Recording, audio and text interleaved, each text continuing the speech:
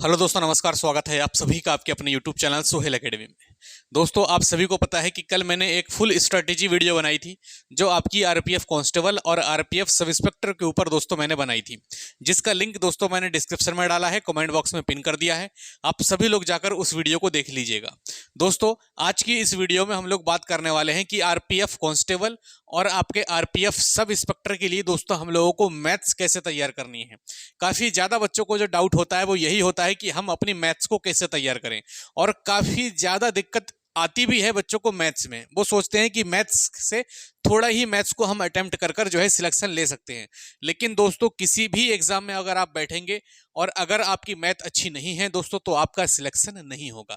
तो मैथ आपको अच्छी करनी ही पड़ेगी। आज कर लेंगे तो ज़्यादा बेनिफिट है लास्ट में करने से अच्छा।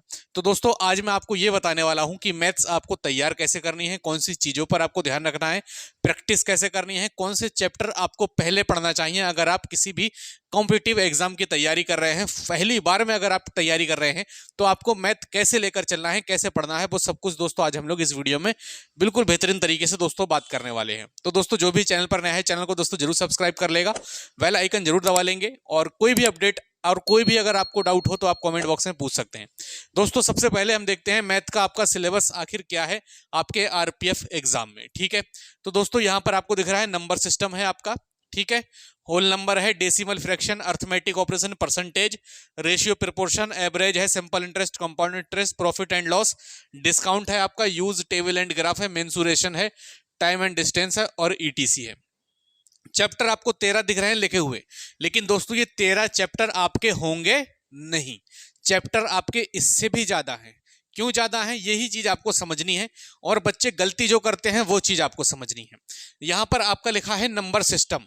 ठीक है, तो नंबर सिस्टम की अगर मैं बात करता हूं तो नंबर सिस्टम अपने आप में एक बहुत बड़ा चैप्टर है। अगर आप इसको अच्छी तरीके से कंप्लीट करेंगे तो कम से कम 21 क्लासेस, 20 से लेकर 21-22 क्लासेस आपको नंबर सिस्टम में कंप्लीट करने को लगती हैं। ये दोस्तों रियलिटी में आपको बता रहा हूं, कोई भी आपसे ऐसा नहीं है कि झूठ बोलूंगा। नंबर सिस्टम में दोस्तों आपसे काफी चीजें पूछी जाती हैं।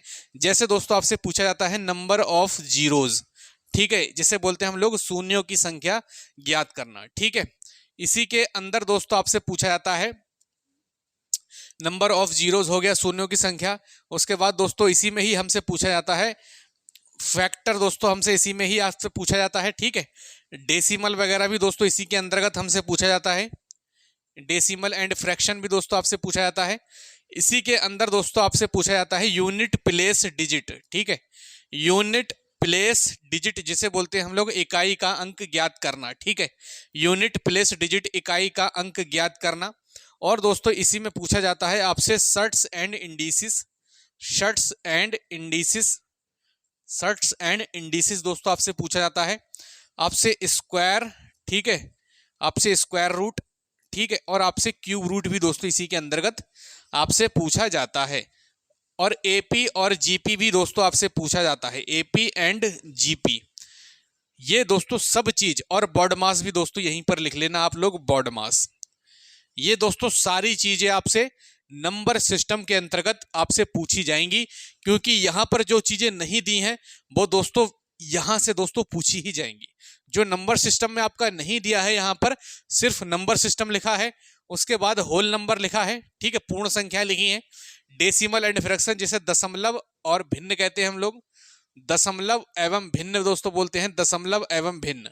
देखिए यहां पर मैंने लिखा है डेसिमल भी लिखा है, फैक्टर या फ्रैक्शन भी दोस्तों यहां पर लिखा है। फैक्टर या फिर फ्रैक्शन इसको कर लेना।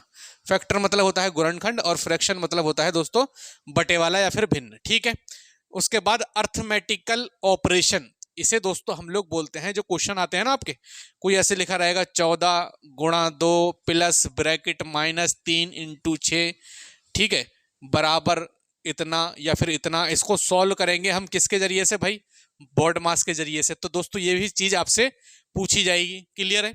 उसके बाद अगर मैं आपसे कहूं कि आपको मैथ्स आपकी स्टार्ट कहां से करनी है, अर्थमेटिक, तो अर्थमेटिक की जो जान है आपकी दोस्तों वो है परसेंटेज।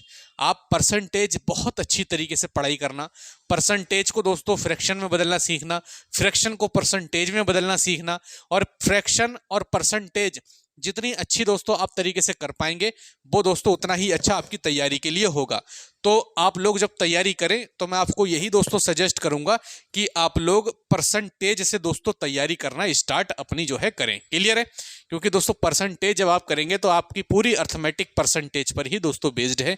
एक परसेंटेज और एक आपका रेशियो एंड प्रोपोर्शन, इन दो चैप्टर को अगर आपने अच्छे से कर लिया, आप यकीन माने दोस्तों आपकी पूरी अर्थमेटिक बहुत शानदार तरीके से यहां पर हो जाएगी। तो आपको मैंने क्या बताया, सबसे पहले आपको परसेंटेज पढ़नी है, उसके बाद रेशियो एंड प्रोपोर्शन दोस्तों आप लोग पढ़ लेना है। ठीक है? उसके बाद दोस्तों आप लोग क्या पढ़ेंगे भाई, प्रॉफिट एंड लॉस पढ़ लें, डिस्काउंट पढ़ लें, सिंपल इंटरेस्ट, कंपाउंड इंटरेस्ट पढ़ लें, ठीक है, एवरेज पढ़ लें। ठीक, उसके बाद दोस्तों आप लोग क्या पढ़ेंगे सर, टाइम एंड डिस्टेंस यहां पर सिर्फ आपको दिया है, लेकिन अगर मैं आपसे कहूं कि ये सिर्फ टाइम एंड डिस्टेंस ही आएगा, नहीं सर, टाइम एंड डिस्टेंस के अलावा बहुत सी चीजें हैं। ईटीसी यहां पर लिखा है, ईटीसी लिखने का मतलब है कि आदि, और इस आदि का मतलब दोस्तों मैंने यहां पर सबसे पहले आपको निकाल के रखा, केवल एक चैप्टर से नंबर सिस्टम से आपको इतनी चीजें दोस्तों यहां पर पढ़नी पड़ेंगी। ये आदि जो है ना, इसको दोस्तों इसके आदि मत होना, इसको ये मत सोचना कि इतना ही सिलेबस है। सिलेबस बहुत है अर्थमेटिक में भी, छोटी छोटी चीजें बहुत सी दोस्तों आपको पढ़ना पड़ेंगी अर्थमेटिक में।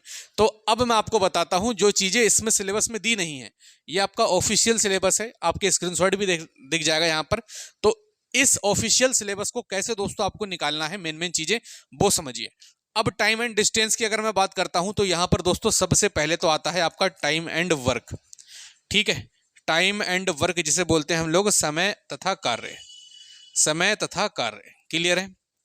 Time and work. उसके बाद दोस्तों आपका आ जाता है वर्क एंड वेजेस।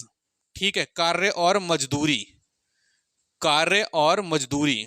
ठीक है, वर्क एंड वेजेस। उसके बाद दोस्तों क्या आ जाता है आपका, pipe and cistern, pipe and cistern जिसे बोलते हैं हम लोग नल और टंकी।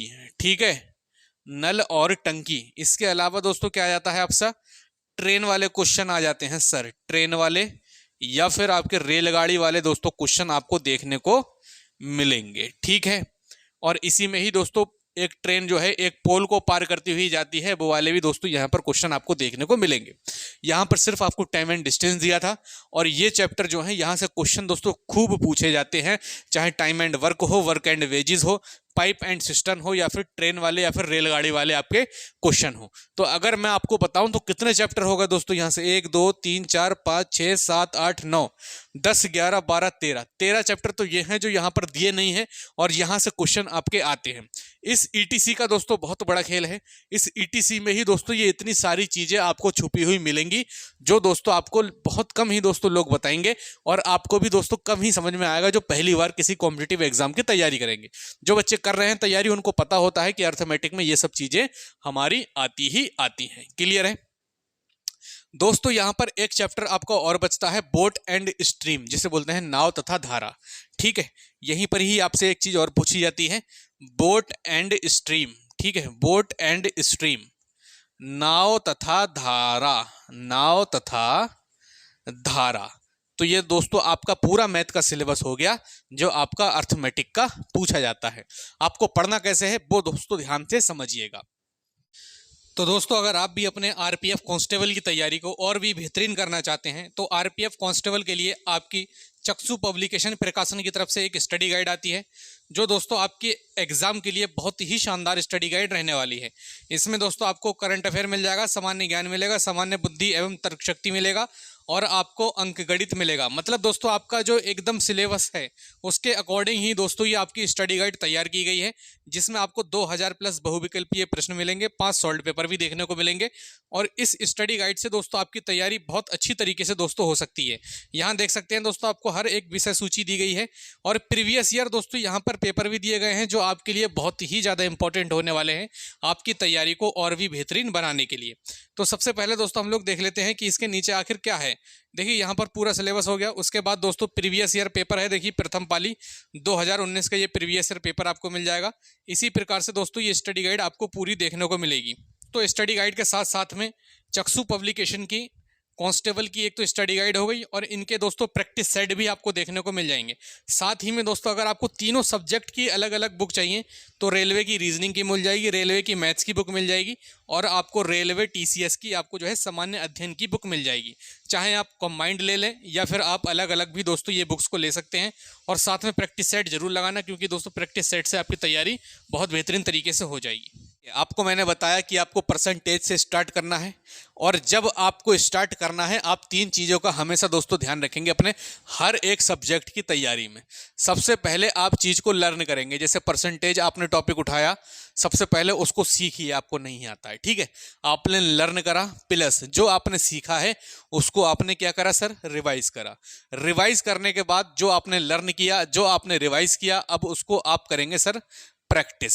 जब इतना काम आप दोस्तों करेंगे तब दोस्तों आपका क्या होगा सर, सिलेक्शन होगा। तो ये दोस्तों एक प्रोसेस है, अगर इस प्रोसेस से होकर आप गुजरेंगे तो दोस्तों आप 100% सिलेक्शन ले जाएंगे। चाहे आपका RPF एग्जाम हो या फिर आपका कोई भी अदर एग्जाम हो, आपके लिए दोस्तों बेहद आसान रहा होने वाली है। जो भी चीज़ आप सीख रहे हैं उसको रिवाइज करना है और उसको प्रैक्टिस करना है। ये तीन काम करिए, आपका दोस्तों चैप्टर और आपका पूरा सब्जेक्ट दोस्तों तैयार हो जाएगा। तो ये दोस्तों आपका मैथ का सिलेबस है। ये दोस्तों मैंने आपको बताया कि आपको करना कैसे है।